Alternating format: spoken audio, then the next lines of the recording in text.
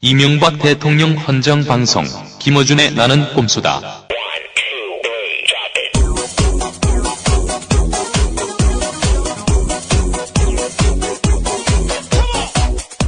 안녕하십니까. 딴지총수 김어준입니다. 네. 경박하기가 이를 데가 없고, 네. 시시한 소설 라브랭이에 불과한 나는 꼼수다. 이런 세계 30위에 불과한. 오디오 5위까지 올라왔습니다. 오디오 부분. 세계 5위에 불과한 그런 방송을 각하에게 헌정한다고 생각하니까 죄스럽습니다. 네. 광고 듣고 오겠습니다. BBK 저격수 정봉주 징역 1년 10년간 비선거권 박탈 정치적 사형 선고를 받고 마지막 대법 심판을 기다리고 있습니다.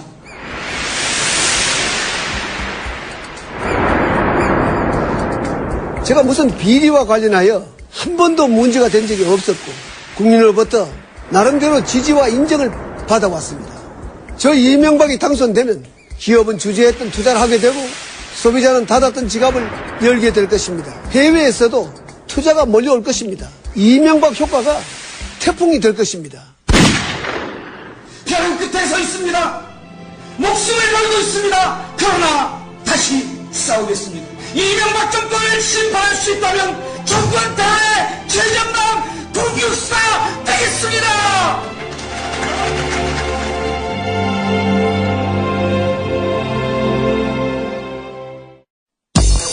이명박 대통령은 가족과 함께 여름 휴가를 보냅니다. 이 대통령은 독서를 하며 오랜만에 휴식을 취하고 오, 카카 정말요? 어떤 책이요? 이명박 대통령이 오래전부터 법정 스님의 책을 많이 읽었고 특히 무소유를 책이 다를 정도로 읽었으며 마이클 샌델 하버드대 교수의 정의란 무엇인가와 아곤 경쟁이 즐거운 나라 두 권입니다. 에이, 구라치시네. 제 책을 추천합니다.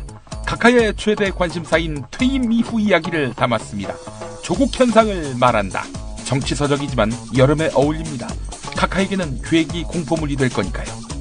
이런 글들을 읽으며 정말 충격을 받았습니다. 분노하지 않을 수 없습니다. 지금 구입하세요. 조국 현상을 말한다.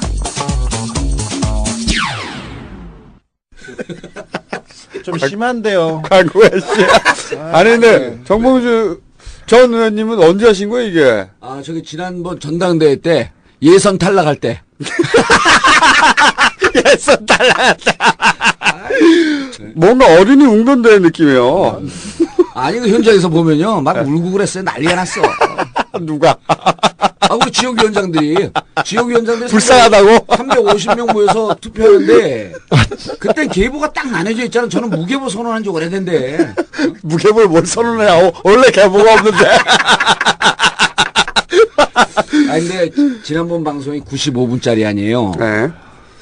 내 김영민 미래 교수를 높이 평가하는 게 중간중간에 이게 재밌는 뭐가 들어가잖아요. 네. 야, 참 기가 막히게 만드는데 우리 집사람이 정말 정치에 무관심한 사람이에요.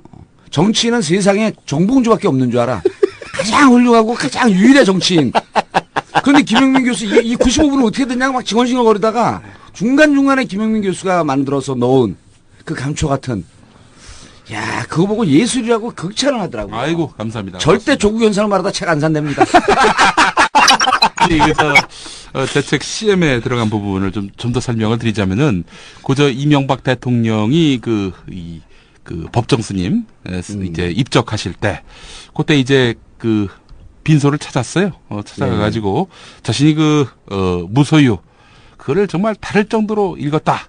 이런 얘기를 하고 있는데, 근데 제가 한 취재기자한테 들은 얘기인데, 이명박 대통령이 법정 스님이 좀 편찮으셔가지고, 이제, 와병 중이실 때, 그때 난을 보내셨다는 겁니다. 근데 이제 무소유의 내용이 뭐냐면은, 난에 너무 집착하던 법정 스님이, 내가 이제 무소유의 정신을 깨우쳐야 되겠다. 이런 마음을 먹고, 난을 끊었어요.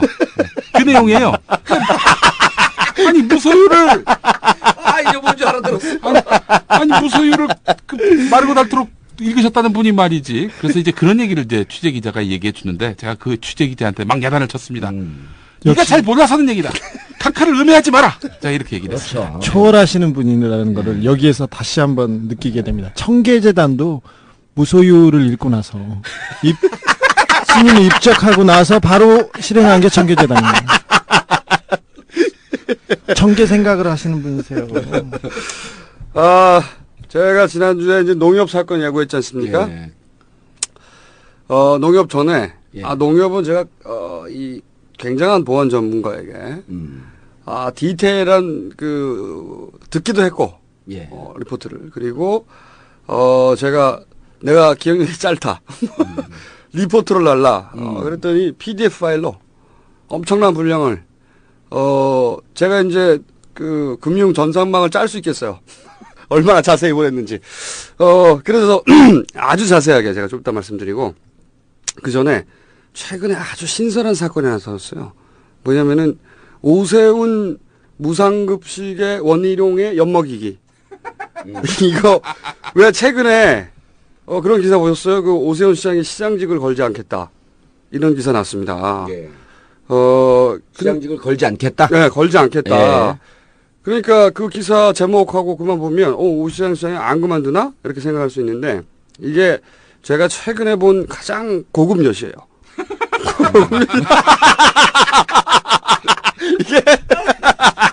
이게 굉장히 거대한 고급 엿인데 이 기사를 자세히 보면 말이죠. 예. 오세훈 시장이 기자를 불러서 이야기를 한 게 아닙니다. 이야기를. 내용을 보면 원희룡 의원이 오세훈 시장을 찾아가서 물어봤더니 오세훈 시장이 그렇게 답했다고 원희룡이 공개를 한 거예요. 이게 일부러 가서 물어본 건데 원희룡 의원이 이제 오세훈 시장한테 가가지고 시장직 걸 거냐. 이 오프로 물어본 거죠. 사적으로. 그런데 이제 오세훈은 원희룡이 자기를 라이벌이라고 생각하고 있다는 걸 알거든요. 정치 욕망도 알아요. 둘 사이의 관계를 알아야 되는데, 그러니까 오세훈이 그만두면은 원희룡이 서울시장 후보로 나올 마음이 있다. 이런 얘기죠? 꼭 그렇다고 말하기보다는 원희룡은 오세훈이 까면 안 된다고 생각합니다. 너무 컸다고 생각해요. 너무 얄미워. 그게. 서울시장 한나라 경선 때. 원희룡하고 대화해보신 결과예요? 아니면 그냥 통밥이에요?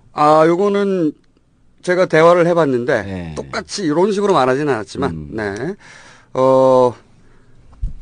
그런 감을 가지고 있어요. 그렇죠. 네. 원희룡 입장에서 보기에는 원희룡은 삼선 의원 아닌가요? 그렇죠. 예. 그래서 삼선 의원이고 국회의원 할 때도 한 수 아래로 봤는데 지금 서울시장 하면서 뭐 저렇게 잘 나가고 있는 것처럼 보이니까 위기감도 느끼고 그렇죠. 본인의 정치적 생명에 대해서 원희룡 의원이 이번에 이제 내년 총선 불출마 선언했잖아요. 네. 그럼 이제 만일에 제가 총선 불출마 선언하면 사람들이 대인으로서의 풍모를 느낍니다. 근데 원희룡이 그래도 아무도 그런 얘기를 하지 않잖아요. 꼼수가 보이는 거예요. 원래 이제 지난번 한나라당 서울 경선 있지 않습니까? 예. 그때 나경원 의원한테도 추월을 당했어요. 그렇죠?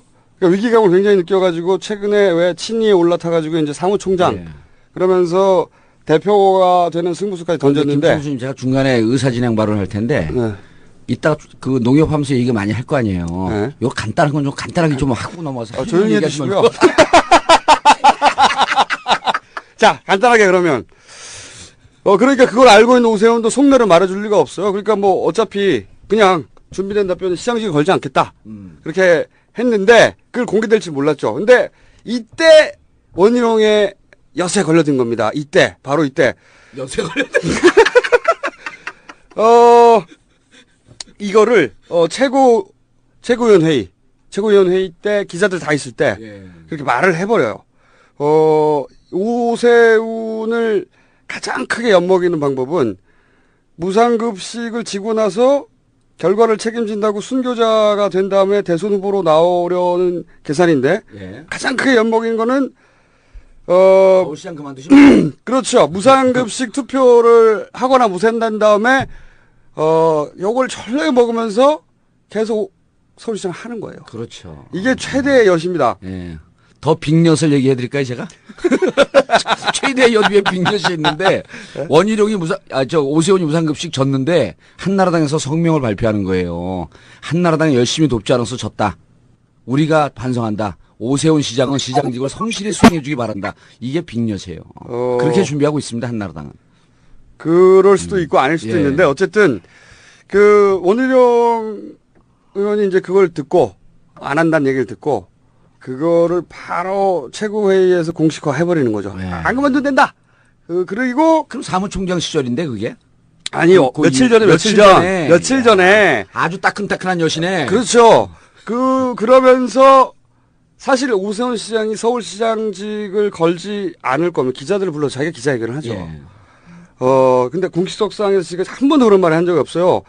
경선 때도 나경원 의원이 관두지 않을 거냐 약속을 했을 때 약속 안 했죠. 얼마 전에 서울시위에서 이거 그 대선 출마 연계된 거 아니냐 라고 했을 때 아무 말도 대꾸 안 했어요. 기다 아니다. 예. 그리고 얼마 전에 또 한겨레 인터뷰할 때 얘기했지만 정치 현장에서 내가 사라진 데 어떠냐 이런 얘기도 하고 기자들하고 얼마 전에 인터뷰한 거 보면 대선 관련 물어보면 현재로선 주민투표가 훨씬 중요하다 이렇게는 말해요. 현재로선. 그러니까 졸라 조심하고 있었던 거죠. 자기가 시장직 그만둘 타이밍을 잡기 위해서 안 그만둔다는 말 안 하고 있었는데 원희룡 의원이 이제 그 공식적으로 해버린 거죠. 그러면서 한나라당이 투표율 제고에 나서야 된다. 오히려 완전 여설 꼼짝도 못하게 하는 거죠. 예. 그리고 마지막으로 오 시장을 당으로 불러서 직접 설명을 듣고 정리하자. 그만두지 못하게 못을 박은 거죠. 그러니까 이런 거죠. 십자가에 기어 올라와서 순교를 해야 되는데 그리고 나서 십자가에서 내려와서 각하 우편에 앉아 계시다가 장사한 지 사흘 만에 네, 대선에서 부활하셔야 되는데 십자가에 매달린 채 그냥 두는 거예요. 예. 순교를 하고 싶은데 인공호흡을 끼리 막 대고 계속 매달려 있어야 돼. 안 끌어내려주는 거야. 영양 공급도 계속하고 대단한 고급 엿을 원희룡 의원이 한 건 했다. 네, 오늘 저 방송 들으시는 분들이 우리 시사인 주진우 기자가 나왔는지 안 나왔는지 오늘 소개를 안 했구나. 네, 소개를 안 했어요. 네, 우리 이제 방송 중간에 소개하는 게 훨씬 효과적이에요. 사실은 소개 안 해. 다 알아요. 네. 이제 아니에요. 나온지 안 나온지 얘기해 줘야 돼요. 나왔어요. 네. 근데 그 얘기도 좀 해주십시오. 정통 시사 주간지. 정통 시사 주간지. 그럼 정동영하고 통하는 그 시사 주간지. 의원님 정말 졸라게 썰렁해가지고 진짜. 아니 정동영 지지 모임이 정통 아니에요. 아우 정말. 그리고 부끄러워. 저는 노원구 공릉동 월계동을 지역 기반으로 하고 있는 17대 국회의원 정봉주입니다. 아무튼 정 의원님이 이렇게 계속 좀 싸잖아요. 싸고 뭐 본인은 대중적이고 친근감 있다 이러는데 싸고 저렴하게 이렇게 옆에서 가니까 저는 괜찮은데 저는 도매로 같이 넘어가도 되는데 저기 정통 시사 주간지 시사인이 지금 약간 좀 흠이 되지 않을까 이렇게 생각합니다. 내용적으로 그런 불만이 나왔어요? 그런 얘기가 있어요? 뭐 좋아지는 않는 것 같아요. 일단 기본적으로. 좋아지지 않아요. 네. 제가 사과하겠습니다. 우리 사과는 빨리 해. 사과. 네. 근데 저기 어디에서 보면 저희가 하는 얘기를 보고 저희 매체의 성격을 어떻게 보면 뭐 급진적이다, 좀 뭐 진보적이다 얘기하는데 진보적이지 않고요. 중도에 있습니다. 저희 매체는.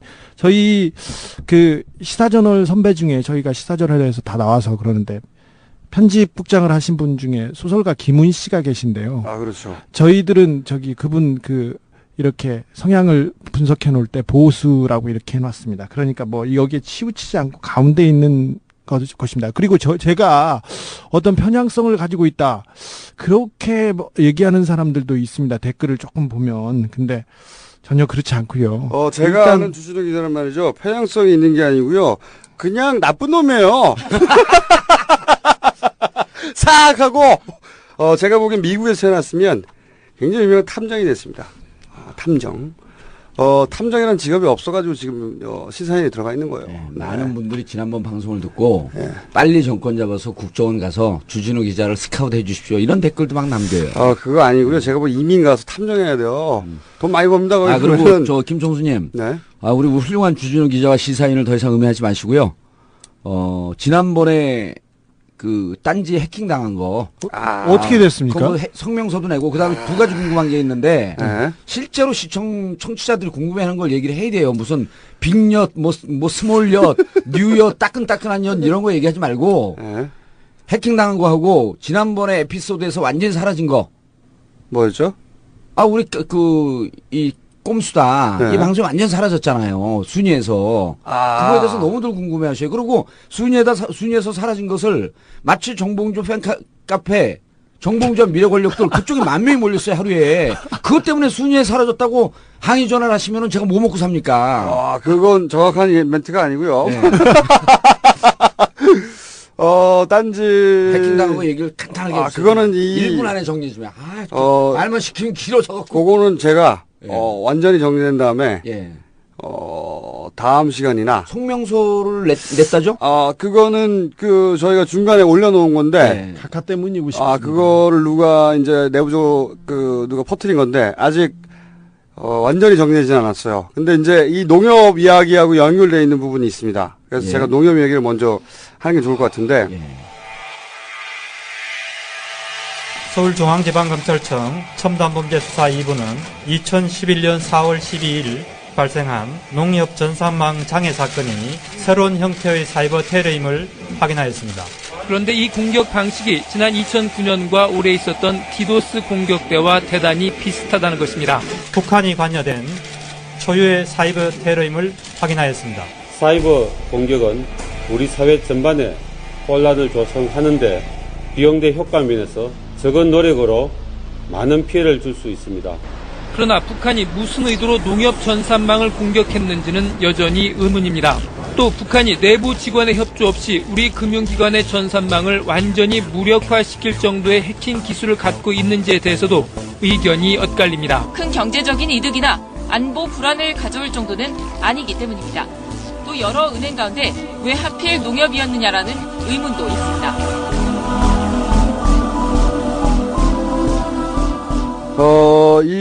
제가 이제 보안 전문가, 그냥, 서버 관리자 수준이 아니라, 보안 전문가에게 풀 리포트를 받았어요. 그리고 말이 안 되는 이유가 수십 가지가 넘는데, 그 중에서 이제 일반인들이 쉽게 이해할 수 있는 부분만 추려가지고 간단하게 정리를 하자면, 너무 전문적인 내용이었기 때문에, 일단 이제 큰 근거가 검찰이 디도스 공격할 때, 사용된 악성 코드와 제작 기법이 비슷하다. 이걸 근거로 하나 들었잖아요.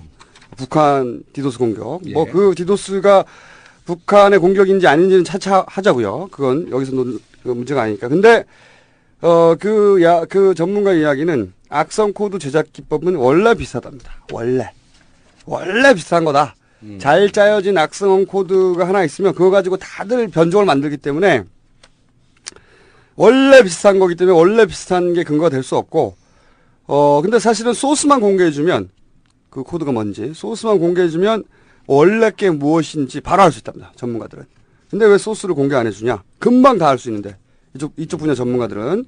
그리고 또 하나의 중요한 근거가 해킹 시 사용된 IP 중에 하나가 디도스 때 북한 디도스 때 북한인지 확실히 모르나 어쨌든 북한 디도스라고 말해지는 그때에 사용된 IP와 똑같고 맥 어드레스도 어쩌고저쩌고 하는데 이 보안 전문가는 리포트를 굉장히 전문 용어를 쓰다가 이 부분에서 갑자기 우리 쪽 전문 용어를 쓰기 시작하더라고요. 줬또 이 병신 새끼들 장난하나 이런 걸 막 썼어요. 중간에 흥분했나 봐 리포트를 쓰다가 뭐냐면 간단하게 줄이면 이거야.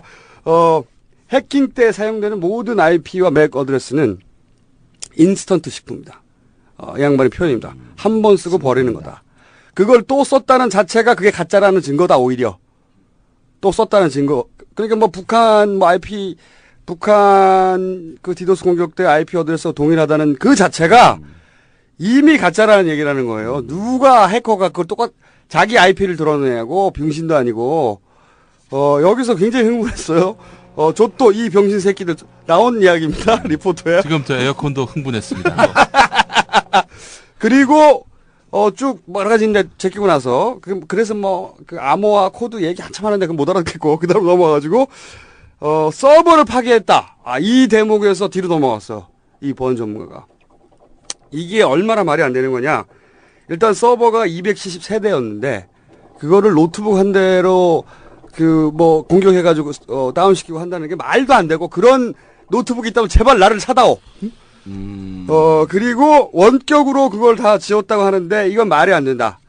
엄청나게 어려운 일이고 복잡하게 어렵다고 설명했는데 제끼고 어려운 일이고 서록 서버 전체를, 그러니까 삭제 명령을 내려도 멈춘대요. 중간에. 자동으로. 100번 양보해서 다 지웠다. 만약에 서버를 원격으로. 네트워크 접속해가지고. 그랬다는 거 아닙니까? 그렇게 원격으로 지웠다면 유닉스든 엔티든 100% 복구한다. 100%. 만약에 정말 서버가 물리적으로 복구가 안 될 정도로 하드가 지워졌다면 그것은 네트워킹으로 안 되고 내부에서 한 거다. 그것만 내부의 소행일 가능성이 없다. 복구가 안 되게 지었다면 내부에서 한 것이고 원격으로서 노트북 한 대로 서버 270세대를 지었다면 일단 그 노트북을 날 사줘라. 1억을 주겠다. 그리고 만약에 그러니까 삭제 명령을 내려서 중간에 멈추고 서로 다 지웠다 해도 다 복구할 수 있고 100% 복구한다. 100%. 그 양반의 말로는 소프트웨어적으로 100% 복구할 수 있고 100만 원짜리 소프트웨어로 가격도 제시했어요. 만약에 물리적으로 할 거면 1000만 원짜리 기기를 사면 바로 복구할 수 있고 100%고 만약에 복구가 안 된다면 그것은 내부에서 철저히 파괴한 것이다. 안 된다면 그리고 가장 중요한 게 이거예요. 거래 내역을 다 지웠다는 거잖아요. 그렇죠. 지금 결과가. 거래 내역. 이 양반의 얘기는 은행권의 시스템이라는 것은 과거 거래 내역은 절대 지워줄 수가 없답니다. 이 뱅킹 시스템이 이미 반세기 동안 발전을 해서 트랜잭션 시스템인가? 이런 방식으로 거래가 되는데 이거를 졸라 길게 설명했는데 제가 알아듣는 방식으로 이해하자면 이런 거예요. 이쪽에서 송금을 합니다. 예. 그러면 저쪽에 돈이 꽂히는 거잖아요. 100원을 이쪽에서 송금하면 저쪽에서 100원이 딱 등록되고 이쪽은 100원이 차감될 거 아니에요. 그렇죠? 그런데 만약에 송금하는 중간에 딱 정전이 생겨요. 그래서 저쪽에는 100원이 꽂히고 이쪽에서 안 빠져나갔어. 그럼 양쪽 다 100원이 있는 거 아닙니까? 이렇게 되면 큰일 나잖아요. 그렇기 때문에 은행 이 거래는 이 거래가 완전히 끝나기 전에 중간에 끊기면 롤백이라고 해가지고 무조건 거래 취소가 된대요. 중간에 중지되면. 그러니까 만약에 거래하는 중간에 공격이 들어왔다. 그러면 그 거래는 삭제되는 게 아니고 그냥 취소가 되는 거랍니다. 그러니까 이체가 안 된 거죠. 그냥 간단하게 말하면. 그리고 그 직전까지의 모든 데이터는 미디어 센터에 백업이 될 뿐만 아니라 그리고 나서 또 주기적으로 테이프로 백업이 된다는 거예요. 테이프로. 그러니까 거래 내역이라는 건 100% 존재한다. 100% 존재한다. 그러니까 이 거래 내역, 은행 거래에는 실패와 완료 딱 두 가지밖에 없답니다. 실패와 완료. 중간이 없대요. 그래서 과거는 반드시 풀 백업돼 있고 시간마다 따로 보관하고 그리고 테이프로도 저장하고 그래서 무조건 복구할 수 있는데 이걸 복구할 수 없다는 자체를 이해할 수가 없고 절대로 이해할 수 없고 그래서 한 줄로 그 양반이 정리한 것은 이렇습니다. 은행 거래는 망가질 수가 없다. 절대. 복구할 수 없을 수도 없고 조작될 수 있을 뿐이다. 조작될 수 있을 뿐이다. 나왔어. 이제 드디어 나왔어. 여기에 네. 본인이 제가 이제 한 가지 더 덧붙인 거 얘기를 들으면서 북한 이제 검찰 발표에 의하면 북한이 7개월 동안 준비를 해가지고 이것도 말이 안 된다는 얘기 막 했는데 다 제끼고 했다고 칩시다. 7개월 동안 존나게 어렵게 그리고 존나게 어렵게 공작을 해가지고 그 공격의 결과가 거래 내역을 지운 거야. 그냥 북한의 비자금을 농협을 통해서 관리하지 않았던 한 이런 어려운 일을 한 다음에 남한 사람들의 몇 명 거래 내역을 지운다는 게 말이 되냐. 이게 제 생각인데 그래서 이 양반의 이제 그 풀 리포트와 결합해 보자면 간단한 거죠. 조작해야 될 거래 내역이 있었던 거죠. 조작해야 할 거래 내역이 있었다. 네, 지우는 거는 불가능하다. 절대. 그렇지만 테이블 찾거나 뭐 뒤져가지고 거래 내역을 조작할 수는 있을 것이다. 그러니까 농협을 이용해서 누군가가 알려지면 안 되는 돈을 거래를 했고 그 거래 결과를 조작할 필요가 있었다고 결론 낼 수밖에 없다. 그런데 그 누군가는 농협도 검찰도 움직일 수 있어야 한다. 이것이 그 전문가의 결론입니다. 뭐 그런 상상은 해봅니다. 카드 값을 받았을 때요. 카드 내역서를 받았을 때, 아, 이거 은행 가서 지웠으면 좋겠다 이렇게 생각을 하는데. 그죠. 누가 특히 무슨 모텔 이런 거.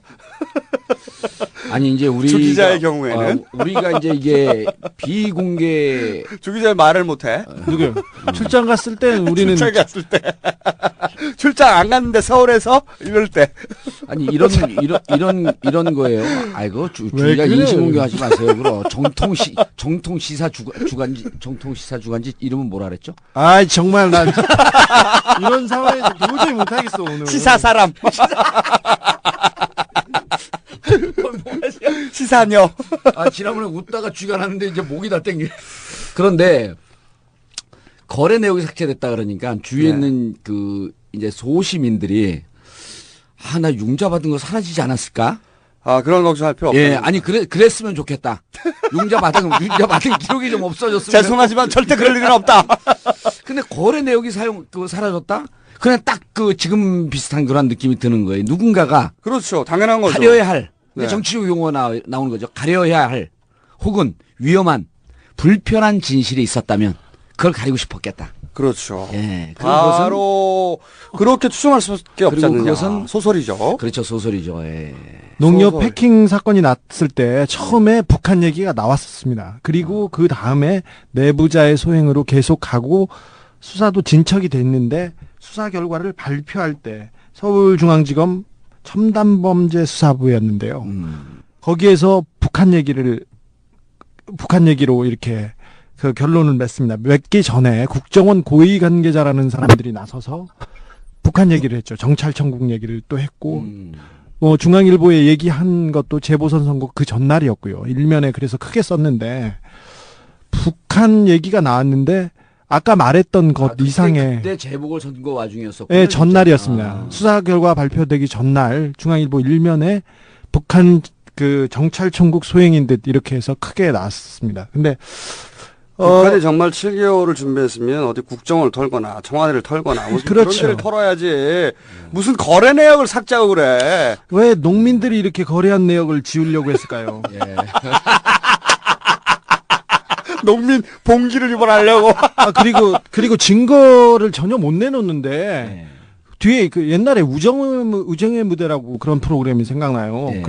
뒤에 어머님이 한번 오시면. 엄마가 보고 싶을 때. 네, 그러면 애들이 달려나와서, 국군장병들이 달려나와서, 뒤에 있는 어머님은 저희 어머님이 틀림없습니다. 그렇게 얘기하지 않습니까? 아닌지 알면서도. 이것도 북한이 틀림없습니다. 계속 그 얘기만 했지? 다른 증거는 없어요. 네. 그리고 수사 결과 발표 이후에 진전된 내용도 없습니다. 그리고 이것으로 감옥 간 사람도 없죠. 네. 네. 골 때리는 사건인데. 이제 우리 각하 정권의 특징을 보면 유형들이 몇 가지 유형으로 딱 나뉘어져요. 그러니까 농협건도 보면 북한의 소행이라고 하는데 아주 깔끔한 증거들이 안 나오죠. 천안함하고 무척 유사해요.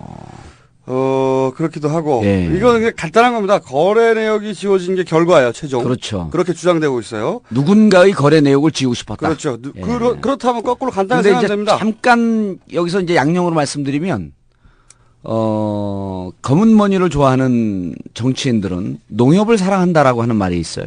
아, 그 정가에서. 예. 정가에서. 예, 이상하게 농협의 전산망은 다른 은행 전산망과 좀 다소 다르기 때문에 네. 농협을 이용하는 것이 가장 안전하다. 좀 복잡하다고 얘기하죠. 예. 네. 그리고 구조가. 복잡한 것만큼 이제 안전한 거죠. 그리고 그렇죠. BBK 주가 조작 사기 사건 이런 것도 복잡하잖아요, 이름이. 근데 이제 유사한 사건이 또 뜨기 시작을 합니다. 아니, 예. 결론 내리고 가야 돼요. 네, 그래서 저의 소설은 이렇습니다. 저의 소설은 농협과 검찰과 국정원 전문을 움직일 수 있는 누군가가 누군가의 결정적 피해를 줄 수 있는 거래 내역이 있었기에 그 거래 내역을 삭제하고 싶은데 별다른 방법이 없자. 왜냐면 말씀드렸다시피 금융거래는 지울 수가 없다는 거죠. 그래서 디도스니 뭐니 하는 온갖 페인트 모션을 썼습니다. 실제로 하려고 했던 것은 그 미디어 센터나 백업된 테이프에 있는 그 거래 내역을 조작하고 싶었다, 살짝. 네. 참고로 최원병 농협 중앙회장은 각하의 고등학교 후배시죠. 그리고 각하하고는 관련됐을 리가 없어요. 아니, 관련됐어. 근데 네. 각하나 우리는 이명박 정부는 북한 없었으면 어떻게 살았을까 뭐 그런 생각을 해봐요. 제가 그래서 이 정권은 종북 정권이다. 네. 그랬습니다. 그런데 각하뿐만 아니라 우리 나는 꼼수다 이 방송도 북한 없었으면요 존재하지가 못해요. 왜냐하면 전 세계 수준이 5등 안에 올라가는데 여러 그 우리 청취자들이 댓글을 달아놓은 게 북한에서 다운로드를 많이 받아서 그랬다. 그러니까 이 꼼수의 등수도 사실은 북한의 덕치다. 안 웃겼고요. 예. 안 웃기게 웃겨. 정리됐어요? 네. 그러니까 간단하게 얘기하면은 그 검은 돈, 비자금, 뭐 혹은 뭐 밝히고 싶지 않은 돈, 혹은 뭐 뒷돈, 예. 혹은 뭐 기타 등등으로 부르는 우리가 그런 게 절대 없었을 것이라고 단정을 하지만 그런 일은 절대 없을 것이라고 단정하면서 그러나 이 농협권 같은 경우에는 서버가 지 혼자 그렇게 했거나 자진해서 서버가 213대가 손잡고 뻗어버렸거나 여하간 누군가의 거래 내역이 삭제되었다. 예. 아무튼 조작되었다. 네. 삭제라는 표현은 정하지 않고 전문가의 얘기로는 조작되었다. 아무튼 그렇게 미워하는 북한이 여기에서도 큰 도움을 주고 있습니다. 누구한테인가는 모르겠지만 그리고 제 생각에는 이거는 나중에 한번 수사를 하긴 해야 되는데 그 수사를 할 때 그 조작된 데이터의 그 이전 데이터를 확인할 수가 없는 거죠, 지금으로선. 예. 그런 일이 발생했는데 제가 보기엔 이게 뭐 500원, 1000원을 삭제하지는 않았을 것이고, 예. 이 정도 큰 규모의 사건을 일으켰다면 액수가 어마어마하겠죠. 자, 그렇다면 제가 좀 궁금한 게 있는데, 그렇다면은 절대 지워지지 않는다 하면 나중에 뭐 청문회라든지 국정조사라든지 안 나옵니다. 이제 이거는 이제 검찰 수사라든지. 근데 그때에 나오지 않게 하기 위해서 그 데이터 전체가 아니라 과거 데이터 고 해당되는 부분을 조작했을 것이라는 거죠. BBK 관련했을 때도요. 그 이제 방송 필름 이런 게 이상하게 그때 그 시기 방송 필름만 원본이 없어지는. MBC에서 없어졌죠. 예, 그럼 불가사의한 일이 벌어집니다. 그러니까 그 필름이 난 정말 잘못했어. 왜 나는 원본으로 존재하지? 그리고 확 자해해버리는 거예요, 그냥. 자살해버린 거 어디 가서 뒤져버린 거야. 결론은 또 나오네요. 각하는 위대하다. 여기서. 각하는 위대하다. 이제, 각하의 이제 큰형님이 위대하고 각하의 처조카가 위대한 얘기가 나오기 시작합니다. 그래요? 이제 예. 또 재밌는 얘기 있습니까? 오늘 좀 뭡니까? 어려운 얘기입니다. 이제 저는 그 수준이 높고 정통 정치인이다 보니까 이게 수준 높은 얘기를 할 수밖에 없어요. 그래서 어려울 수 있다. 예. 근데 이제 오늘 이 얘기는 농담이 아니라 사실 우리 그 탐사의 최고봉 우리 주진우 기자가 좀 추적을 해야 될 내용이다. 재밌는 거 나옵니다. 어렵습니다. 한나라당 강재섭 7대 당대표. 네, 한나라당 강재섭 대표가 기자간담회 자리에서 도를 넘는 성적 발언을 해서 논란에 휩싸였습니다. 강한 남자의 주인공을 일컬으며 요즘에는 선정성이 크게 떨어졌다고 말했습니다. 그래서 야한 장면을 기다려도 그런 장면이 나오지 않는다고 덧붙였습니다. 강 대표는 참석 기자들이 주의를 촉구했는데도 발언 수위를 낮추지 않았습니다. 강재섭 한나라당 대표는 나경원 대변인을 통해 깊은 유감을 표시하셨습니다. 박희태 8대 당대표. 박희태 대표는 재보선 출마 여부를 묻는 기자들의 질문에 밤송이는 벌이 쏘지 않아도 세월이 가면은 스스로 벌어집니다. 기자들 대부분은 때가 되면 출마할지 말지 밝히겠다는 뜻으로 해석했다. 그러나 대표 비서실장인 김효재 의원은 여기자도 있는 가운데서 그 말은 김삿갓 씨 기생을 유혹할 때 사용한 섹스 어필 표현이라고 설명했다. 성희롱 발언이었다는 것이다. 정몽준 9대 당대표. 한나라당 정몽준 후보가 취재 중인 여기자의 얼굴을 건드렸다가 성희롱장의 적극적 주장을 하고 있는데요. 어떻게 생각하십니까? 몰라. 본인은 아니었으나 김 기자의 마음에 상처를 준 것에 대해 진심으로 사과했고. 안상수 10대 당대표. 한나라당 안상수 대표는 성형수술을 하지 않은 여성을 자연산이라고 비유해 물의를 일으킨 지 나흘 만입니다. 저의 적절하지 않은 발언과 실수로 인해 큰 심려를 끼쳐드려서 대단히 죄송합니다. 홍준표 11대 당대표. 이런 와중에 홍준표 대표가 취재하던 여기자에게 폭언을 해 무리를 빚었습니다. 너 맞는 수가 있다. 내가 그런 사람이냐며 하루가 지난 뒤 홍 대표는 결국 여 기자에게 고개를 숙였습니다. 진심으로 사과의 말씀을 드립니다.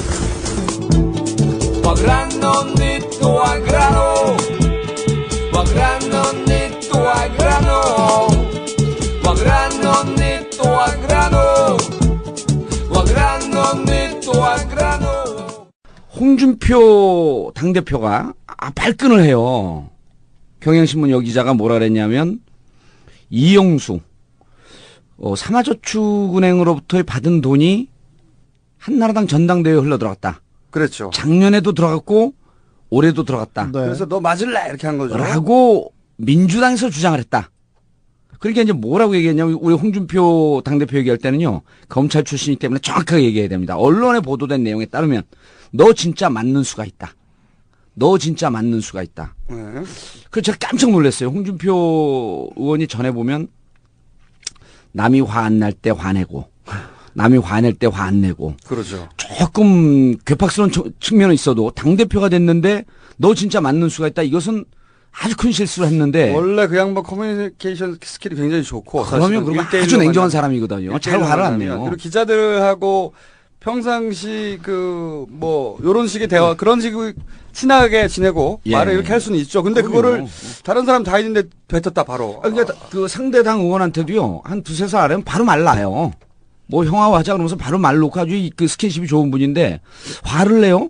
그래서 도대체 우재창 의원이 무슨 얘기를 했나 봤더니 신삼길 삼화저축은행 명예회장의 불법 자금 24억 원이 여기서 이제 이영수란 사람이 나옵니다. 이영수란 사람이 한나라당 전 청년위원장인데 그 사람을 통해서 전당대회에 들어갔다. 그럼 전당대회에 들어갔다라고 한다면 이영수란 사람은 홍준표를 지난해에도 돕고 그리고 그 서울시장 경선 때도 홍준표 당대표를 도왔고 이번에도 도운 거로 뻔히 한데 그럼 이영수를 통해서 24억 원이 들어가면 당신이 받은 거 아닙니까? 라고 이제 경향신문 기자가 물은 거죠. 네. 물으니까 이제 이렇게 화를 냈어요. 그래서 야 이제 이 궁금증이 이제 막 튀어나오는 거예요. 도대체 왜 저렇게 화를 냈을까? 그런데 이제 여기서 보니까 삼화저축은행에 대해서 국정조사를 합의했어요. 양당이. 그리고 네. 국정조사 저축은행 국정조사 처리반장이 누구냐면은 정두원 의원이에요. 정두원 의원. 근데 정두원 의원이 정두원 국정조사 특위장이에요. 네. 근데 정두원 의원이 이상하게 이 국정조사를 못하게 막 느닷없이 회의를 소집하고 그럼 민주당이 항의하고 그러니까 국정조사 지금 한 발도 못 나가요. 그러니까 저축은행에 대해서 국정조사는 하자고 합의를 봤음에도 불구하고 좀 한 발도 못 나가고 있다. 네. 아 이거는 국정조사를 못하게 지금 막고 있는 것이다. 네. 라는 느낌이 이제 누구나 다 들고 뭐지 언론에서도 계속 나오지 않습니까? 국정조사 한 발도 못 나가고 있다. 아 그런데 최근에 이상한 사건이 터집니다. 어떤 사건입니까? 윤만석이라고 들어보셨나요? 우리 탐사 전문 기자님. 그럼요. 아시는군. 윤만석 MB 카카의 의원 시절에 보좌관 출신입니다. 네. 근데 IBK 캐피탈의 낙하산 감사로 가요. 네. IBK 캐피탈의 낙하산 감사로 가서 IBK는 기업은행. 예, 기업은행 하나의 캐피탈이죠. 거기에 가서 지금 삼화저축은행으로 도피 중인 브로커 이철수로부터 1억을 받은 것 때문에 최근에 광주지검에 구속이 됩니다. 네. 윤만석이라는 사람이 각하의 보좌관 출신인데. 각하의 보좌관 출신이 구속이 돼요. 야 이게 또 도대체 무슨 일일까? 왜 구속이 됐냐? 그러니까 이제 민주당에서 이것이 권력형 게이트다. 예. 그래 봤더니 이제 어려운 이름들이 나오기 시작을 합니다. 나무 이코티라고 삼화저축은행을 장난질 치는데 제일 정점에 있는 기업 사냥 전문회사 나무 이코티라고. 네. 그게 이제 2년 전에 설립이 되고 좀 있다가 각하의 처조카 전종화. 누구신지 아나요? 전종화 씨도? 처조카 사위죠. 처조카 사위죠. 아, 예리해. 함정을 파는데 바로 안 걸리시네. 네. 처조카 사위고. 함정을 파셨구나. 그러니까 얄팍해. 아니요, 지금 심도 있어요. 근데 초조카 사이인데, 예. 이거 이제 이거 터지는 거예요. 예. 초조카 사이인데 누구의 사위냐면 이상은 다스. 다스와 연결됩니다, 이거. 카카의 하여 같은 저 이제 뻘치기 시작을 합니다. 이 가족의 넘치는. 그렇죠. 자기 아들, 네. 그다음에 친조카들은 잘 먹고 잘 사는데, 처조카의 사위. 그러니까 자기 형의 딸의 사위는 별로 못 먹고 살고 있는 거예요. 감동적인데요. 그래서 이분이 누구냐? 그 끝을 알 수 없는 가족 사랑. 전종환 씨가 누구냐면 다스 이상은 딸의 사위인 거예요. 그 사람이 딸의 남편이니까 사위인 거예요. 이상은의. 네. 근데 이상은 씨는 다스의 명목상 소유주이지만 실질적으로 우리가 맨날 모든 국민들 우린 절대 아니라 그러지만 다스의 실질적 소유자는 각하다. 네. 라고 말도 안 되는 주장하는 사람들 국민들이 있죠. 주장하길래 우리가 그걸 아니라고 주장하기 위해서 이 방송한 거 아닙니까? 그렇죠. 그러니까 실질적으로 따지고 보면 국민들의 주장이 맞다면 이상은 각하 형인 이상은 별로 돈이 없는 거예요. 다스가 뭐 일각에서는 몇 천억 자산 혹은 일각에서는 조 단위까지 보기도 하는데 그런 것을 가진 분이 저기 이상은 형님하고 예. 그 최대 지주가 김재정 씨였지 않습니까? 지금 예. 김재정 씨 와이프한테 넘어갔지만 김재정 씨도 돈이 없어서 그 여러 군데에서 그 돈을 못 갚아가지고 이사 다니고 그랬었습니다. 몇백만 원 돈을 못 빌리고 신용불량자 되고 그랬었어요. 에리카 김 씨의 그러니까 다스의 소유주인데 양쪽 다 이상은 다스의 소유주 이전에 명목상 소유주 이전에 도곡동 땅 그렇죠. 그러니까 수백억짜리 땅 소유주인데 신용불량자였었어요 그때. 지금 저기 다스 지난번에 말씀드렸다시피 한 2조 정도 가치가 있다고 보이는데요. 그럼 객관적으로 그냥 러프하게 봤을 때도 그런데 그랬었습니다. 에리카 김 씨의 증언에 따르면 김재정 씨는 어떻게 허름해서 집사나 그 집에서 일하고 있는 그 뭐라고 해야 되나? 김재정 씨는 처남 다스의 돌아가신 돌아가신 다스의 절반 소유주라고 주장되고 있었던. 네. 저 허름한 오빠는 누구야? 이렇게 물어보니까 대통령이 뭐 처남이야. 그런데 처남이 왜 이렇게 허름해? 집사 같아. 뭐 그러니까 그런 거야. 뭐 그런 식으로 대충 해서 넘어갔다는 그 에리카 김 누나의 증언이었습니다. 그래서 이제 나무 이코티라고 하는 이 나무 이코티 기억해둬야 됩니다. 간단해요. 나무. 이제 검사한 분이셨구나. 아, 네. 나무 이코티가 설립하고 바로 얼마 안 있다가 2년 전에 이상은 씨의 사위. 그러니까 각하의 처조카 사위. 이상은 씨는 각하의 형님입니다. 형님이죠. 네, 모르시는 분들을 위해서. 전종화 씨를 영입을 하고 이 능력이 뛰어나요. 근데 전종화 씨는 증권사 애널리스트로 있다가 무슨 사업을 하는데 망합니다.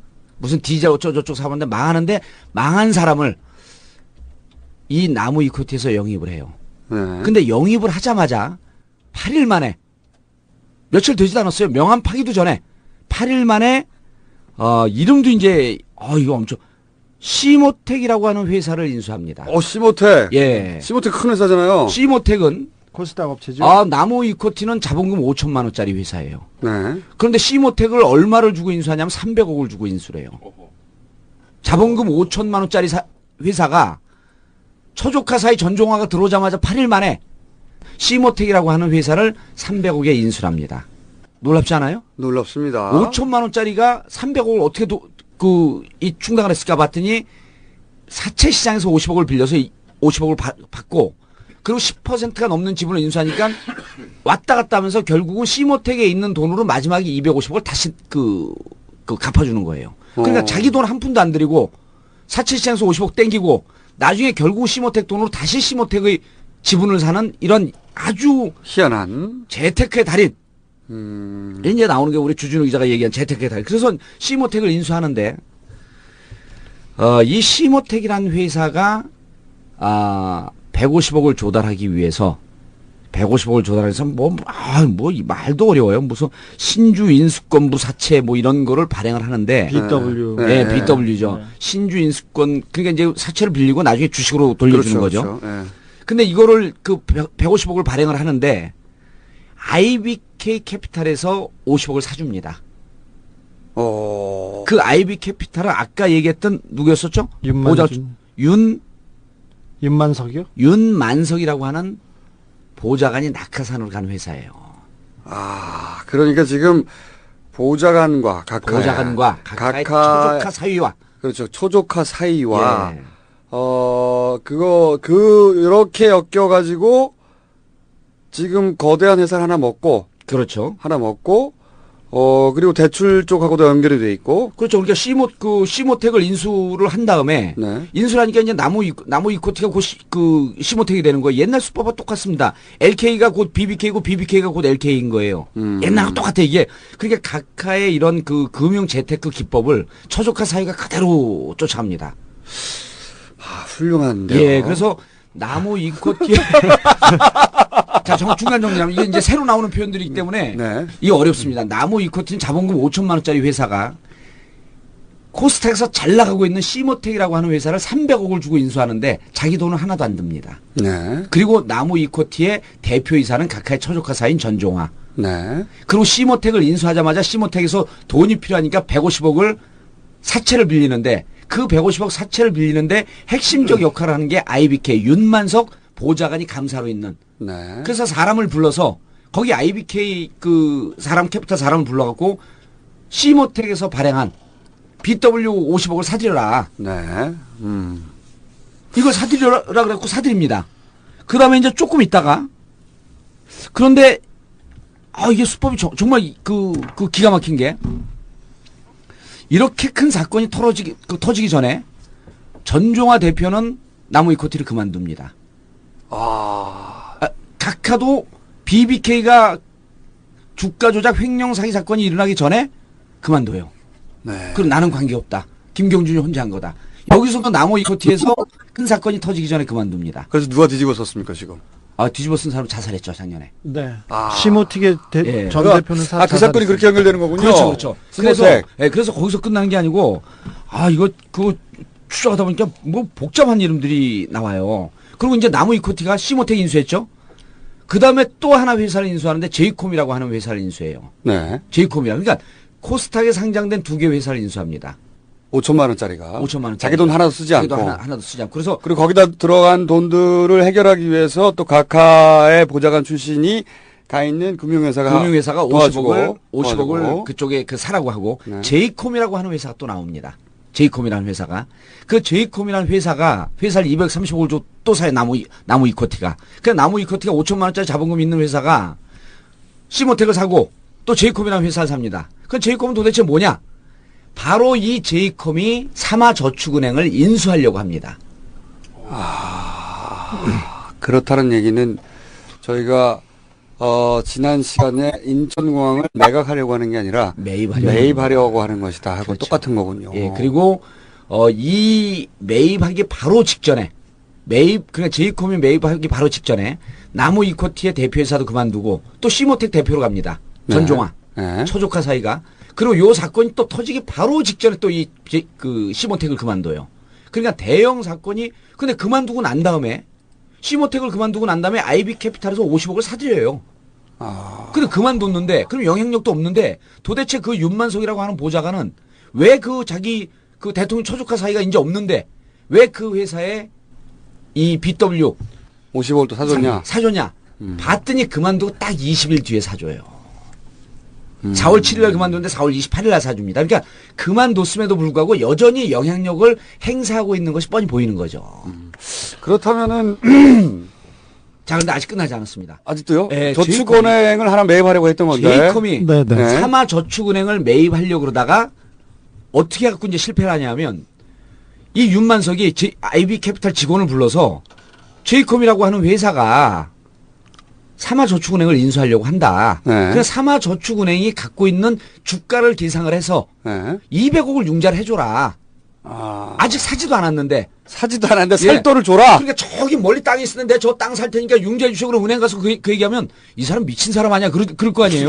가계약을 맺은 것도 아니고. 땅을 가지고 온 다음에 담보를 돈을 대출해 주죠. 그렇죠. 보통은. 아니 가계 이제 가계약을 치고 계약금 10% 치고 이제 돈을 땡기는 게 있죠. 그런 게 무슨 뭡니까 그 BF라고 비즈니스 파이낸싱 한다고 이제 그런 용어가 있는데 저 삼화저축을 내가 살 터이니 200억을 융자를 해줘라. IB 캐피탈. 네. 그리고 윤만석 전 각하의 보좌관이 지시를 합니다. 근데 이 직원이 이거 융자 잘못했다가 냄새가 난 거죠. 아직 사지도 않은 사마저축을 담보로 해서 200억을 대출하자고 하니 나 그거 대출 못 해주겠어. 당연하죠. 그래서 불발로 끝나요. 그러면서 사마저축 인수를 못 합니다. 그러니까 그 5천만 원짜리로 시작해서 그렇죠. 사마저축은행을 매입하려고 했네요. 예, 사마저축은행을 매입하려고 했는데 그 와중에 윤만석이라고 하는 보좌관이 껴 있고 그 정점에 대통령 각하의 처조카 사위인 이상은의 사위인 전종화 씨가 껴 있는 거죠. 조카 사위. 예, 조카 사위. 그 사건이 그렇게 연결된 거군요. 네네. 전종화 씨가 사마저축은행을 인수하려고 추진했던 건 분명한 사실이고요. 예. 대통령 적하 사위라는 백그라운드를 이용해서 여러 가지 코스닥이나 다른데 업체에서 문제를 일으켰던 것도 분명한 사실입니다. 예. 그 시무텍 전 사장은 자살까지 이르게 했으니까요. 회사를 다 망가뜨리고. 그런데 수사가 진행이 안 됩니다. 수사가 진행이 전혀 안 되고 네. 있어요. 지금 그 사마저축은행 사건이 그 금융조사부에 이렇게 배당이 돼 있는데요. 신삼길이라는 사마저축은행 그 행장이 그 종로에서 금 파는 사람이었어요. 원래 금땡이를 파는데 또 디테일 나오기 시작했네. 금괴를 금매라는 게 우리가 돌반지에도 쓰지만 공업용으로 많이 씁니다. 근데 공업용으로 쓸 때는 부가가치세를 11%인지 13%인지 그걸 환급해 줍니다. 왜 그러냐면 이게 사치품이 아니니까 산업용으로 쓰니까 조금 깎아줍니다. 근데 그거를 그 부가가치세를 환급받는 것을 빌미로 해서 그 돌반지를 팔면서 돈을 벌었는데 신삼길이라는 사람이 여기에서 거의 수천억 원의 이익을 얻었습니다. 그때 밝혀진 것만 해도 3천억, 4천억 원대였습니다. 원래 금이라는 게 단가가 세지 않습니까? 근데 이 사람이 2007년도에 그 수사를 했는데 모든 그 금괴로 부가가치세를 부정환급받은 그 금장사들은 모두 구속이 됐는데 신삼길만 살아남습니다. 이 사람이 벌금 150억하고 집행유예를 받았는데 그래도 이게 구속사유여가지고 그 구속영장이 떨어진 상태에서 도피 중이었어요. 모든 일이 도피 중에 일어난 일입니다. 근데 신삼길이라는 사람은 잘 있어요. 있고 도피 중에서 현재는 구속 중이죠. 현재는 구속됐습니다. 현재는 예. 구속된 지 얼마 안 됐습니다. 예. 근데 도피 중인데 돌아다니면서 계속 했던 게 정진석 전 정무수석이요. 청와대 정무수석을 사회이사로 쓰고 그다음에 그 대통령 양아들이라는 곽승준 씨 이름 계속 나왔었죠. 곽승준. 그리고 이웅열 회장, 코호롱 회장하고 계속 만나고 다니고 그다음에 그 구속되기 몇 시간 전에 밥을 먹은 사람이 박지만 씨였어요. 박지만 씨하고 임백천 씨하고 같이 밥을 먹다가 58년 개띠 모임에 거의. 네. 예. 그래서 자기네들은 고등학교 동창들이라고 이렇게 얘기를 하는데 지명 수배자가 이렇게 돌아다니면서 역할을 하고 있었는데 사마저축은행을 도망다니면서 사마저축은행을 대통령 조카 사이한테 넘기려고 노력했던 흔적들이 너무 많습니다. 물론 사마저축은행에서 골프단을 만들어가지고 골프 선수들하고 정치인들하고 같이 골프 치고 여자 골프 선수들 데려다가 술 먹고 이런 거는 부차적이고 신삼길이 대통령 조카 사이한테 이 저축은행을 얻어 잡수십시오 이렇게 상납이 아니라 그냥 진상하기 위해서 여러 노력을 다 했는데 이 수배범이 노력을 하는데 검찰에선 자꾸 팔짱 끼고 다른 데만 쳐다보고 있습니다. 지금도 마찬가지입니다. 저축은행 사건이 지금 부산저축은행, 전일저축은행 그다음에 사마저축은행 사건이 있는데 사마저축은행이 서울에 있었고요. 규모도 가장 크고 그다음에 가장 최근에 일어났던 거고 정권 실세들하고도 가장 크게 관련이 있습니다. 가장 큰 게이트로 발전할 수 있는 소지가 있다고 볼 수도 있죠. 지금 정 의원님께서 하나를 짚었는데 한 대목만 보더라도 지금 상식적으로 보이지 않는 상식적으로 이해되지 않는 부분이 너무 많지 않습니까? 근데 검찰에서 지금 계속 보지 않고 있습니다. 이 부분에 대해서. 은행을 하나 저축은행 하나 장만하시려고 했구나. 아니 그것도 있고요. 그러니까 이번에는 아주 깊은 꼼수가 여기서 나옵니다. 그리고 이거는 여기까지만 해도 우리가 이 BBK 때 한번 겪었던. 그렇죠. 그것의 저축은행 판인데. 그러니까 BBK 흐름과 똑같은 게 BBK의 이제 양대 산맥이라고 할 수 있는 정봉주와 주진우가 금방 이해하지 않습니까, 이거를?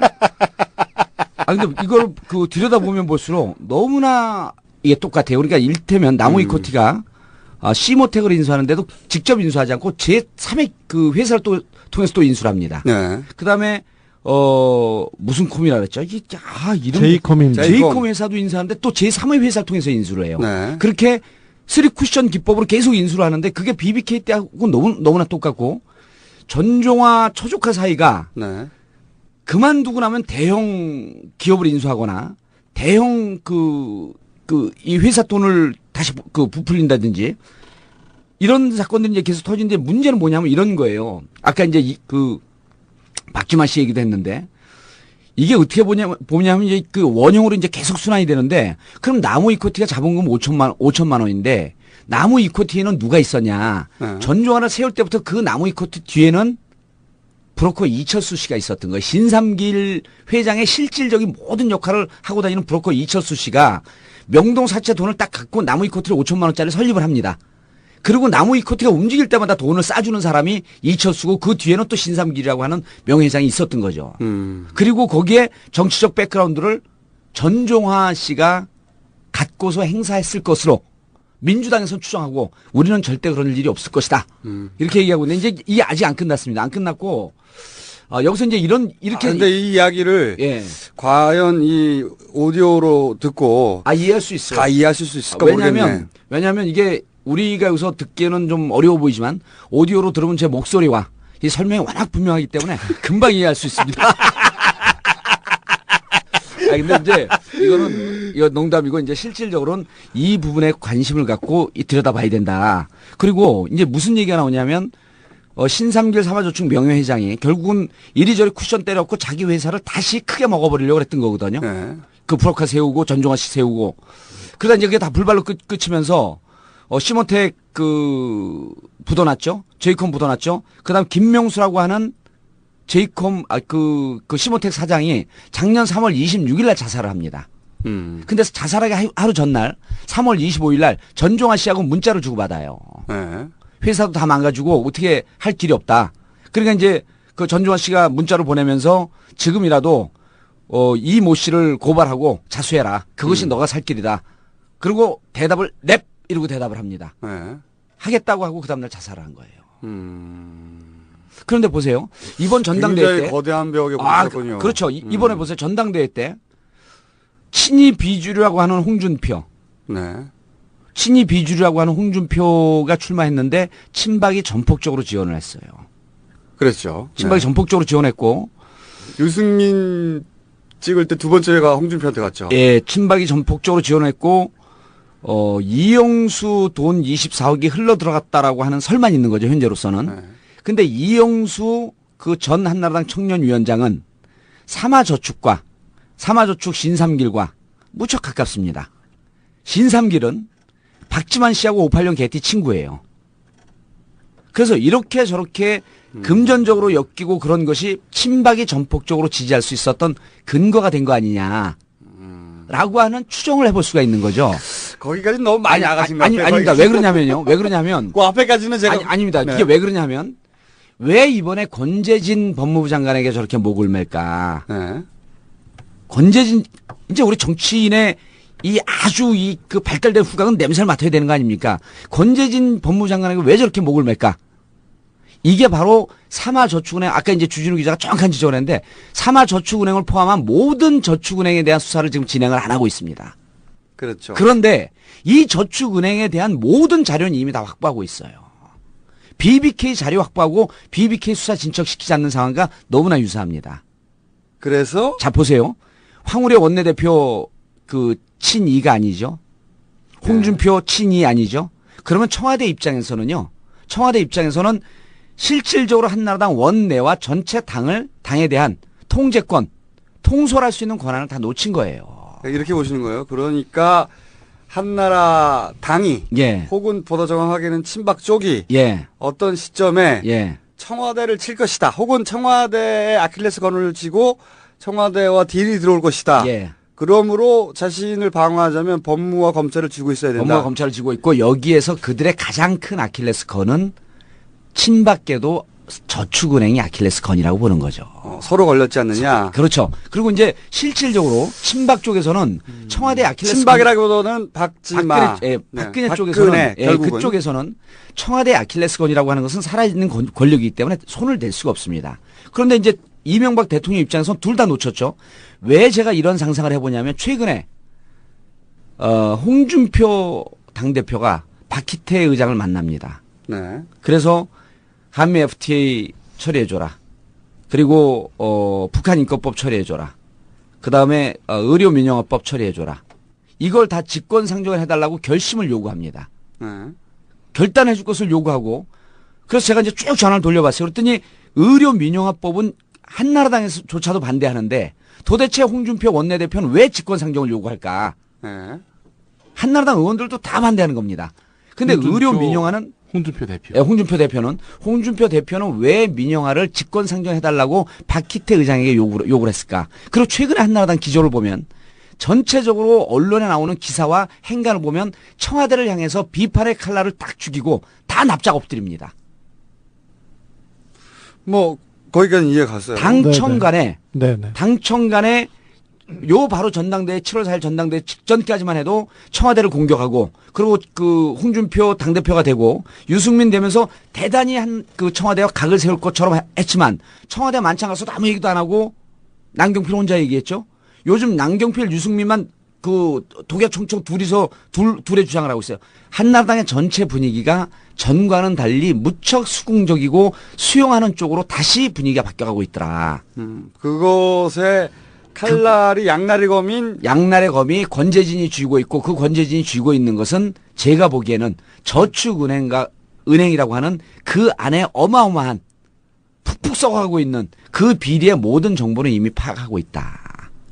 그러니까 여기에서는 단순히 그 권력형 비리 그 대통령 친인척 게이트 이런 걸 이런 것뿐만 아니라 실질적으로 이 삼화저축은행을 포함한 부산저축은행 여기 등등에는 전체 정치인이 대체로 다 걸려 있을 것이다.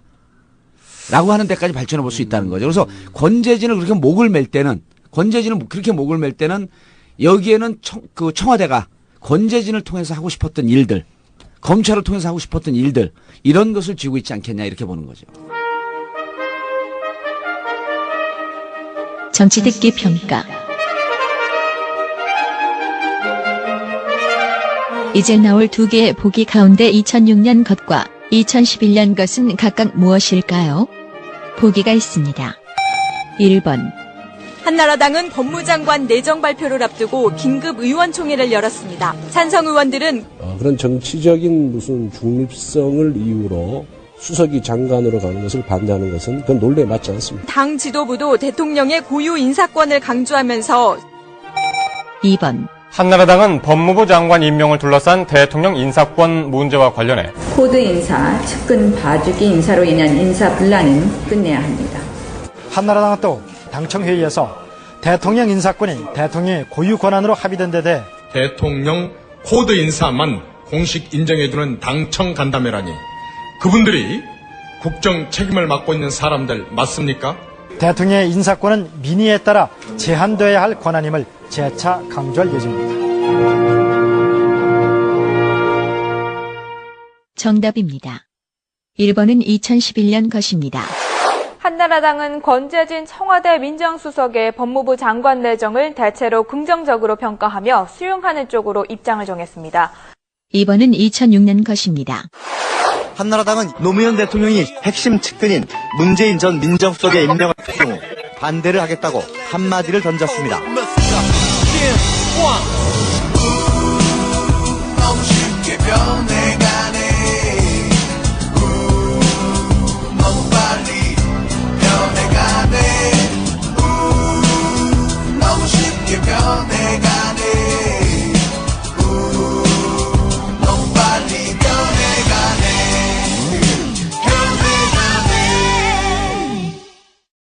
거기까지는 동의가 되는데 거기에 오늘 너무 무척 예리한 분석을 했고 청취자분들이 깜짝 놀랄 것 같아요.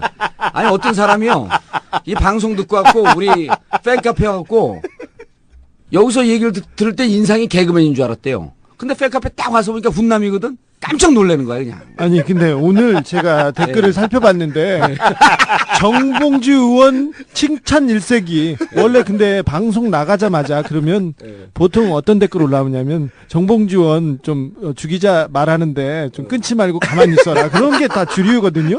근데 오늘 아침에 봤더니 정봉주 의원이 팬카페 풀었어. 너무 움직이는 게 너무 보여. 그리고 특히 외모에 대한 어떻게 외모 관리를 그렇게 잘해서요? 이건 뭐야 이거는? 자기가 쓴 거야 자기가. 어떻게 그렇게 잘생기셨어? 이건 뭐야 이거? 참고로 저는 컴맹입니다 컴맹. 참 깜빡 이거 얘기 안 했던. 이제 정리하는데 정치권에 대해서 제가 이제 예리한 후각을 갖고 있잖아요. 그리고 정치권에 알아서 할 테니까 실질적으로 전종화를 근거로 한 이 삼화저축은행, 그 다음에 나무 이코티 이쪽은 우리 예리한 주기자가 좀 파고 들어갈 필요가 있어요. 제가 시간 되면 그 부분에 대해서는 제가 간략하게 브리핑하겠습니다.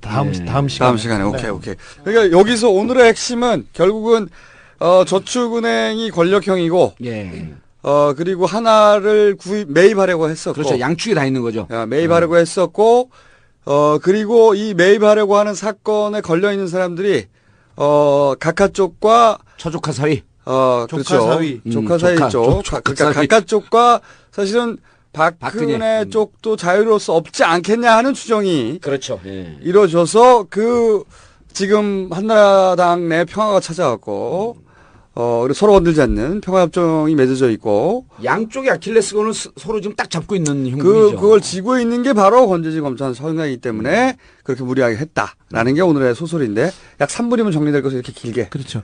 각하의 속은요, 넓고 깊어서 여러 가지 얘기가 나오는데 저축은행 이 건 말고 다른 건이 또 많습니다. 그리고 다른 걸려 있는 건도 많습니다. 그래서 권력형 게이트라는 게 아직 이 정권에서 나오지 않았는데 그런 부분이 이제 많이 나올 것 같습니다. 이 삼화가 아니라 이런 게 한 10개, 15개 줄 서 있기 때문에 검찰을 장악하려는 그런 생각은. 그렇죠. 근데 이제 우리가 보기에는 이렇게 보는 거예요. 권력형 게이트라고 하는데 각하는 절대 그럴 뿐이 아닌데 밑에 있는 사람들이 잘못하는 것 같아요. 네. 제가 보기에는 말이죠. 저희 이 꼼스타가 세계 일을 해야 되기 때문에 소스를 계속 제공해 줘야 되시니까 여기저기 던져주시는구나. 그렇죠. 작가를 하시고 있는 거예요. 저희가 이 소스가 떨어질까봐 어찌나 많은 소스를 제공해 주는지. 이거 뭐 우리가 저런 비법도 아니고 너무 많이 주시니까. 우리가 저런 표현 한번 썼었죠. 민주당이 재보궐선거에서 이길 수 있었던 것은 M 실장, M 전략기획실장 덕분이다. 꼼수가 뜰 수 있는 것은 M 작가 덕분이다. 오늘 계속 실패하고 있습니다. 오늘 분위기 왜 이러죠? 의원님 계속 실패하고 있어요 오늘. 자 그러면은 너무 공부를 많이 갖고 와서 이게 문제야. 그러니까 공부를 너무 많이 하면 안 돼요. 살짝 해야 되는데. 공부를 못하는 사람들이 보통 저렇게 하죠. 시험 치기 직전에 공부 많이 해가지고. 얘기가 아까 보좌관 얘기 있잖아요. 네. 보좌관 얘기를 민주당에서 2명의 의원이 때렸어요. 2명의 의원이 조영택 의원과 또 어느 한 의원이 때렸는데 전혀 반향이 없죠. 전혀 반향이 없는 거예요. 그래서 내가 이거를 그러니까 내가 의원 49명 역할을 하고 있는. 제가 꼼수에서 이것을 정리를 해야 될 필요가 있겠다. 그리고 또 제가 정리하면 주진우 기자 앞에서는 수긍하지 않지만 뒤에서는 바로 취재 들어갈 거 아닙니까? 아니 벌써 다 알고 있는데 뭐. 수긍하고 있습니다. 아니 근데 이제 실질적으로 전종화주의는 이 취재를 해보고 수사를 좀 해봐야 돼요. 근데 검찰이 안 움직이고 있으니까 이제 이런 일이 이제 무슨 일이냐면 2007년도에 6월달 대정부 질의 때 박영선, 송영길 아주 유능한 의원들이 대정부 질의하면서 BBK 얘기를 해요. 그리고 그날 송영길 의원이 무슨 얘기를 하냐면 의원들이 모였는데 내일이면 대한민국이 다 뒤집힐 것이다. 내가 대정부 질의를 해서 BBK 문제 제기를 했기 때문에 이제 온 언론이 이것을 받을 것이다. 그 다음날 아무도 보도를 안 했어요. 실제입니다. 그러니까 송영길 의원이 이건 뭐 얘기를 해도 언론이 받아주지도 않고 그러고 확 죽은 거거든요. 근데 10월 달서부터 제가 한 얘기를 또 하고 한 얘기를 또 하고 한 얘기를 또 하고 그러니까 그때부터 BBK가 세상에 빚을 내기 시작한 거예요. 또 무슨 얘기나 해. 결론은 진짜 깔때기 같아요. 결론은 명쾌하십니다. 저기 저축은행 얘기를 마지막으로 하자 보면 아까 그 대통령 보좌관 얘기는 전혀 나오지 않았는데 어제 한나라당에서 고승덕 의원이 얘기했던 부산저축은행 신안군 땅을 10배 주고 샀다 이런 얘기를 했는데 그 뒤에선 누가 있으리라고 한나라당 발로 계속 기사가 나오고 있는데 한 달 전에 그 저축은행 기사 그 사건이나 다른 사건을 이렇게 열심히 수사하던 검사 5명이 중수부로 차출됩니다. 중수부는 부산저축은행을 수사하고 있는데 중수부가 부산저축은행을 수사를 열심히 하고 있어요. 그 뭐 중수부에 명운을 건 것도 있지만 열심히 파면 그 뒤에 참여정부 사람하고 그다음에 박지원이 있다 이런 그 의도 때문에 뭐 파기 시작했다고 저는 보는데 그 이후에 보면 우리도. 근데 김혜수라고 저기 청와대 그 이명박 정부의 청와대에 있었던 김혜수 비서관만 구속되고 나머지가 없는데 그쪽에서 그 진도를 뺄 가능성이 있습니다. 근데 진짜 중요한 거는 삼화저축은행이고요. 그다음에 삼화저축은행의 핵심이었습니다. 네, 그리고 전일저축은행입니다. 거기가 각하의 은혜가 직접 당한 곳이다. 그렇지. 민주당에서 이게 그 서로 네트워킹으로 딱 돼 있는 거를 분절적으로 얘기를 한 게 삼화저축은행 의 배후를 파보면 전종화가 있다. 이게 권력형 게이트다. 이 얘기를 다른 사람이 해버리고요. 또 다른 사람은 윤만석이가 IBK 감사로 있으면서 1억 받았다.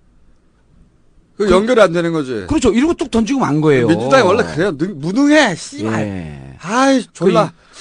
저기 민주당은 아니 실제로 이게 완전히 연결돼 있으면서 무척 커다란 사건이 터지기 일보 직전에 와 있는 거거든요. 각하는 북한 없었으면 어떨까 했는데 북한 가보면 미국이지 않습니까? 미국의 제국주의자. 근데 한나라당 뭐 민주당은 한나라당이라고 그걸로 대충 사는 거 아닙니까? 근데 이제 그 민주당은 말이죠. 그렇죠. 이제 여기서 그럼 우리 무능하면 얍삽하기라도 해야 되는데 얍삽하지도 못하고. 그래도 이제 민주당이 다 욕을 해도 그래도 정봉주 17대 국회의원이 있기 때문에 그래도 가는 거죠 이게. 그래도 희망은 있다. 그래도 희망이 있다. 그런데 아까 삼화저축은행 하면서 그 얘기를 하셔야죠. 그 주 기자님. 부산저축은행에 변호를 맡고 있는 게 이인규 전 중수부장 아닙니까? 다른 사람들. 예. 그러니까 그거를 중수부에서 부산저축은행을 샅샅이 캐겠다 그러면서 또 다른 쪽에서는 중수부장 출신이 변호를 맡아갖고 자, 이게 어떻게 된 겁니까? 그 얘기 좀 해보세요. 내 입으로는 나는 검찰에 대해서 얘기 못해. 위대하고 두려운 존경하는 검찰에 대해서 더 이상 얘기 못해. 검찰을 저기 법과 양심, 각하도 양심이나 그 국민들을 위한 이런 마음씀 이렇게 생각하지 말자고요. 검찰의 법과 양심, 그런 게 어디 있어요? 출세와 돈 이렇게 생각해 보면 딱 나옵니다. 출세를 위해서 뭘 할 것인가, 돈을 벌기 위해서 뭘 할 것인가. 그 빨대라는 게 아무나 할 수 없어요. 네? 정봉주 의원 갑자기 입 다물었어. 검찰 얘기가 나오면 입 다물어 나는. 아니 법원에 가 있는데 왜 검찰을 저는 검찰에 걸려 있어요 지금도. 자 그러면은. 단지 서버 이야기는 저희가 총정리돼서 간단하게 말하면 농협과 비슷한 일이 벌어진 건데 총정리해서 다음 주에 저희가 한번 얘기를 하죠. 다음 주에 할 게 참 많네요. 넘어가기 전에 제가 우리 김어준 총수를 위해서 메뉴를 하나 가져왔는데 어제 처음으로 대권 주자 지지율에서 문재인 그 이사장이 손학규 대표를 0.5% 앞질렀어요. 제가 뭐 그럴 거라고 이미 2년 전부터 얘기해 왔고. 네. 그럼 이제 지식인의 해안을 볼 수 있죠 여기서. 놀라운. 그 지식인의 해안을 인정해주는 우리는 대인으로서의 풍모를 갖추고 있는 겁니다. 그런데 재밌는 게 사실 노무현 대통령도 제주, 울산에서 중하위권으로 밀리다가 광주에서 뒤집은 거 아니에요? 2007년 경선 때. 그렇죠. 그리고 특히 민주당은 야권은 광주 전남의 분위기가 어디로 가느냐에 따라서 무척 틀려져요. 그런데 손학규 대표는 15% 이상이 광주에서 빠졌어요. 가져간 거죠. 그리고 그 지지율을 문재인 실장이 다 가져간 거예요. 그래서 광주 전남의 분위기가 언론 기사에 이렇게 썼더라고요. 광주 전남의 지지율이 손학규에서 문재인으로 옮겨가고 있음이 분명히 드러났다. 문재인이 본격적으로 등장하면요. 양자구도 만들어집니다. 양자구도. 그리고 계속 얘기했지만 유일하게 이길 수 있는 후보다. 유일하게 승산이 있는 후보다. 이긴다 하더라도 박빙이 이길 거라고 봐요. 저는 물론 대선 가면 그나마 유일한 가능성이 있다는 거죠. 나머지는 다 게임도 안 되고. 네. 저는 이제 그런 부분에 있어서 좀 객관적이기 때문에 이런 말씀을 드릴 수가 있죠. 김대중 대통령께서 97년도에 집권할 때 대구, 경북, 부산, 경남, 울산, 영남 지역에서 13% 득표를 해요. 네. 그런데 이제 이인재 후보가 한 500만 표 가까이 표를 뺏어가지 않았습니까? 한나라당 그렇죠. 표를. 네. 그래서 이제 그런 데다가 이제 DJP 연합에서 당선이 됐는데 노무현 대통령은 영남 지역에서 자력으로 25%. 그러니까 김대중 대통령의 더블로 스코어가 나옵니다. 네. 그래서 이제 그 민주당 야권이 집권하는 것의 키는 어디서 쥐고 있냐. 영남의 지지율이 몇 프로 갈 것이냐라고 하는 게 무척 궁금하고 거기에서 지지율이 25% 이상 올라간다고 한다면 가능성이 보이는 거죠. 그런데 지난 6.2 지방선거에서 김두관 경남도지사가 무소속으로 갖고 53%를 얻었고요. 김정길 민주당 부산시장 후보가 45% 득표를 했어요. 근데 이런 분들도 이 정도 득표를 하면은 영남권 만약 대통령 후보가 나온다고 한다면 이분들도 더 넘어가지 않겠느냐라고 하는 그런 희망적인 그 섞인 관측을 할 수가 있겠죠. 뭐 문재인 후보가 꼭 된다는 그런 장담 못하지만. 뭐 어쨌든 그 정치권에서는 그런 이제 정치공학적 분석도 하는데 예. 저는 이제 그런 건 별로 관심이 없고 예. 제가 된다고 했기 때문에 제가 된다고 했기 때문에 되는 것이기도 하거든요. 2년 전부터 저는 이렇게 봅니다. 이 정서적인 측면을 보는데 지금 사람들은 뭘 원하냐면 마음 줄 것을 찾는 거예요. 한마디로 얘기하면 내가 마음 줄 것이 없습니다. 누군가에게 마음을 줘서 그에게 의지해서 그를 통하여 내가 바라는 세상을 만들고 싶은데 지금 이제 스트레스 받고 있잖아요. 엄청나게. 각하의 그 업적 중에 하나가 정치가 정말 나한테 직접적인 스트레스를 줄 수 있다 하는 것을 깨닫게 했어요. 정치에 무관심하는 사람들조차. 선거 중요하다는 것까지는 갔습니다. 어느 누구도 해낼 수 없었던 일이죠. 그런데 그렇게 정치적으로 예민하고 민감하고 혹은 정교하게 훈련되지 않은 그 대중들이 마음 줄 곳을 못 찾고 있었던 것이에요. 그래서 막 펴고 돌아다니고 있었던 겁니다. 막. 그러다가 이 사람이면 내 마음을 줘도 되겠다. 그 사람이 과거에 얼마나 훌륭한 업적을 남겼고 이런 것도 훨씬 더 중요한 건 대단히 직관적이고 정서적으로 이 사람이면 내가 마음을 줄 수 있겠다 싶은 사람을 찾고 있는데 저는 거기에 이 문재인 이사장이 굉장히 적합하다라고 생각합니다. 굉장히. 네, 뭐 각하가 집권하게 된 가장 결정적인 이유를 제공한 게 각하한테 마음을 줘야겠다 그런 생각을 한 사람은 별로 없었을 것 같습니다. 그렇죠. 그거하고는 다 다른 상황이에요. 지금. 네. 김총수가 다르다고 볼 수 있는데요. 네. 그리고 제가 보기엔 제일 중요한 건 그 2년 전서부터 아무도 관심 갖지 않고 저는 이제 숟가락 하나 얹혔을 때 김총수가 계속 문재인이다. 뜬다. 네. 그러면 그러고 김총수가 나가수 그 평가하면 검색 순위 1위로 올라가지 않습니까? 어마어마한 영향력을 갖고 있는 거죠. 그래서 문재인 실장 혹시 대통령이 돼서 자리 잡으면 저도 좀 꼽사기. 근데 중요한 것은 문재인 이사장은 제가 만나지 않으면 절대 안 만나요. 하도 물어보니까 안 만납니다. 그리고 여의도 정가에 이제 떠도는 소문 중에 하나가 이런 얘기들이 돌아요. 이제 영남 후보가 나와야 된다라고 하는 얘기를 하는데 한나라당에서는 사실 김두관 지사도 좀 두려워해요. 53% 득표하고 그러니까 무서운 거죠. 그래서 이제 무슨 소문이 도냐 하면 문재인 실장이 직접 나오진 않고 김두관 지사를 세워서 도울 것이다. 그래서 제가 말도 안 되는 소리 좀 하지 마라.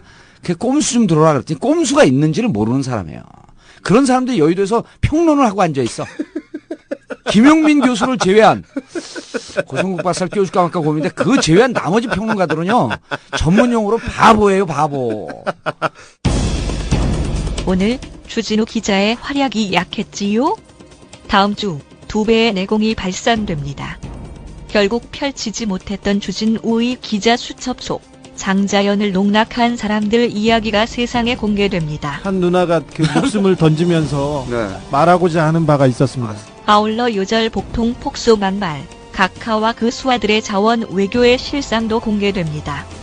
지난 4.27 재보궐 선거 당시 엄패션 사건에 숨겨진 이야기, 주진우 기자가 엄기영 전 후보를 직접 취재해 공개합니다. 최문순 후보가 지난번에 TV 토론 때에서 나와서 이 천안함 사건 문제에 대해서 너무나 현재 국민 정서와 동떨어진 그런 발언을 해서 이건 안 되겠구나. 그래서 이번에 그렇게 자원봉사로 이렇게 모였어요. 엄 전 후보님, 곧 주 기자가 전화합니다.